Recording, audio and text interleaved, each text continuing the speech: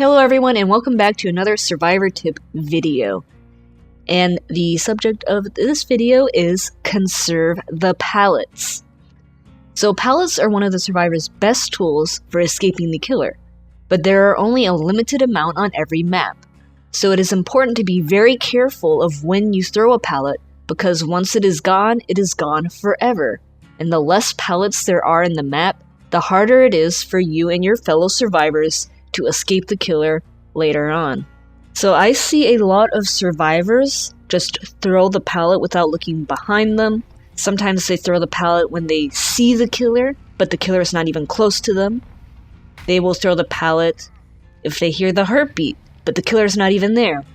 And sometimes they throw the pallet too early, when there's still a lot of distance between them and the killer, and they just throw it down because they are scared of the killer. And this is also a huge waste of a pallet, because you always want to use the pallet when you have the minimum amount of distance between you and the killer, because that will buy you the most time. Another reason you want to be careful about when you throw the pallet is because there are some areas in a lot of maps where the killer can easily move around the pallet to hit you.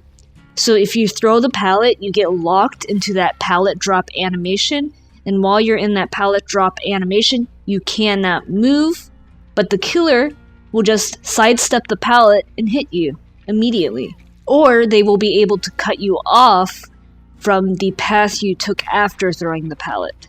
And this 100% wastes the pallet, because pallets are meant to buy you time and create distance between you and the killer. But if you throw down a pallet and it does not buy you any more time or create any more distance, then it has been wasted. So I just want to show an example here quick. I'm getting chased by a hillbilly, and then you can see as I get to the next jungle gym, the pallet is gone, which means I am effectively dead because I have nothing to create distance and there was no window in that jungle gym. Plus, the Quentin body blocking me did not help either. Now, I checked that area after I get saved from the hook, and the Killer Shack pallet and the pallet that was also across from Killer Shack by some trees was also wasted. So it wouldn't have mattered if I was able to get away from that jungle gym. Every pallet in that top area there is gone. So that just shows you how less pallets being on the map can be very deadly to your team. Now let me share with you a few examples of pallets being wasted.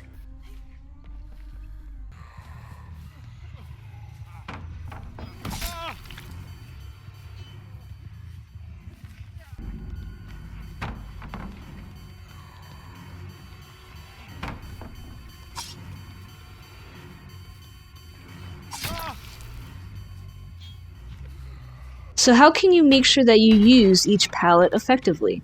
Well, the best way to do this is to keep careful track of the killer during your chase. Make sure the killer is following right behind you and not trying to cut you off or go around the area. Make sure they're actually following straight through the pallet. That way you can throw it and know that you have created a barrier between you and the killer that they must break or take a long way around to get to you. The most effective way to use a pallet is by stunning the killer, because this will kind of blind the killer in a sense that it forces their camera downwards and they cannot see for that moment that they're getting stunned, which buys you even more time to lose the killer because you have broken line of sight. Now, getting a killer stun can be incredibly difficult sometimes, and I would recommend just throwing the pallet to save yourself rather than trying to get a stun.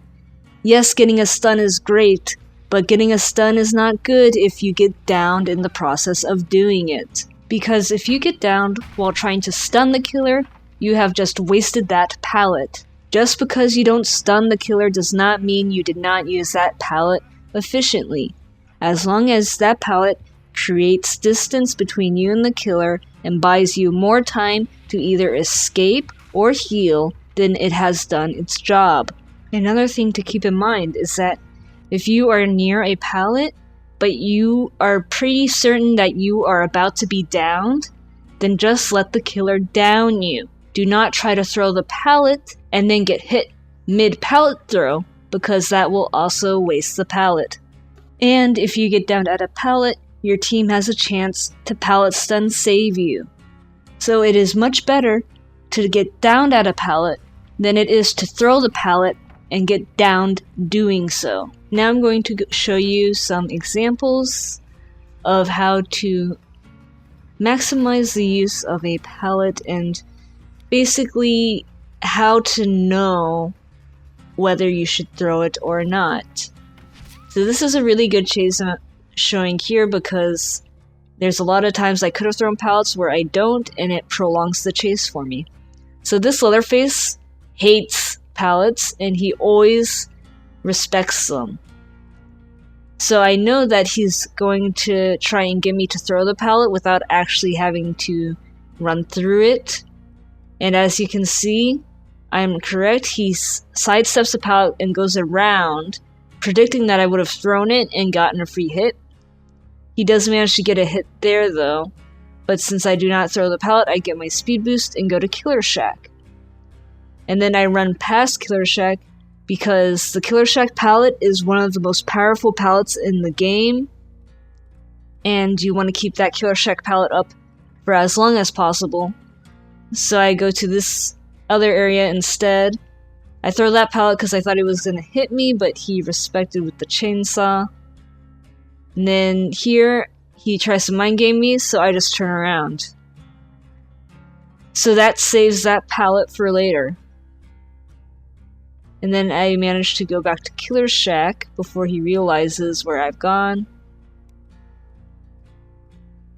I try to use my life here to fake him out.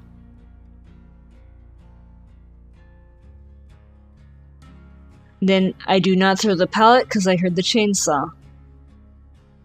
So that's another time. I'm prolonging the chase by not throwing the pallet. There I do throw it because I was pretty sure he was going to swing, but he did not. Like I said, it's not about stunning the killer every time. It's about prolonging the chase, which I'm doing a pretty good job of. Here, he's respecting this pallet so much. This killer really hates getting stunned. I throw it there because I thought he was going to finally give in, but nope. So the killer knows by now that I know to not get mind gamed. I managed to finally get stunned, but here I run into trouble because all these pallets have been used by another survivor. Since I did not know this, I'm pretty much dead now. The most I can do is try to mind game him at this window jungle gym, which he falls for it the first time, but not the second time. So I made that chase last a whole lot longer because I did not throw the pallets right away, and I also saved myself from getting downed faster by not throwing the pallets, because I guarantee if I had thrown that first pallet the first time I went around, he would have sidestepped the pallet and got the free hit off, and then he probably would have downed me at the Killer Shack or those rocks if I was not being smart about throwing pallets. In this next example here, I'm being chased by a wraith through Ironworks, and I do not throw that pallet because, again, that pallet is a really strong pallet right next to Ironworks. So I want to keep that pallet up for as long as possible, especially so early in the game when there's still 5 gens left to go. So instead I take him to another jungle gym and hope I can get to the pallet fast enough, which I am. So I have saved one valuable pallet for later rather than wasting it early in the game. And then in this last example here, I'm a Jake getting chased by a Billy. I do not throw this pallet because his chainsaw would have instantly destroyed the pallet, and I was pretty sure I could cut the corner fast enough before he would be able to chainsaw me. Right there, I figure out that this Billy does not like getting stunned by pallets because he hesitated at the pallet when I did not throw it. Now I threw it there because I was pretty sure he was going to dive it. Here I throw the pallet just in case because of the chainsaw, but then I wait for him to break it before leaving, so it did buy me time, and it was not wasted too badly. Again, the hillbilly is hesitating around these pallets because he does not want to get stunned. And I use my speed boost to get away to a different pallet. Again, I'm thinking of how I can conserve these pallets the best way possible. I don't risk the swing there, and I just try to mind game him there, which does not work. And then I go into the back here, to the next 2 pallets. So, now let me tell you what I'm thinking now after I throw this pallet. When he breaks it, I go to the back of the jungle gyms instead of going to that pallet there. That way I can keep that pallet for later.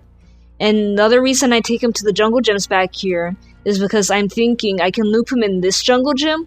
Once I use this pallet, I can go to the jungle gym next door, use that pallet, and then go back to the hay pile and use that pallet if I need to. And then from the hay pile, I can go to that hay machine or the next jungle gym down.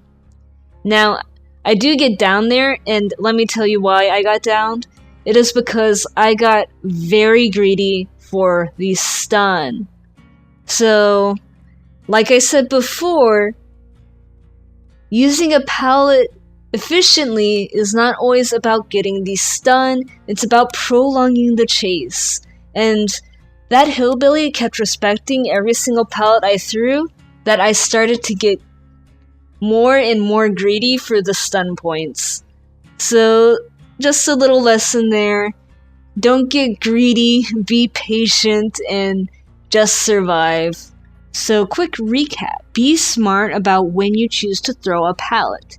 If the killer is not following right behind you, or if the killer sidesteps, do not throw the pallet. Make sure the killer is actually running at you when you throw the pallet.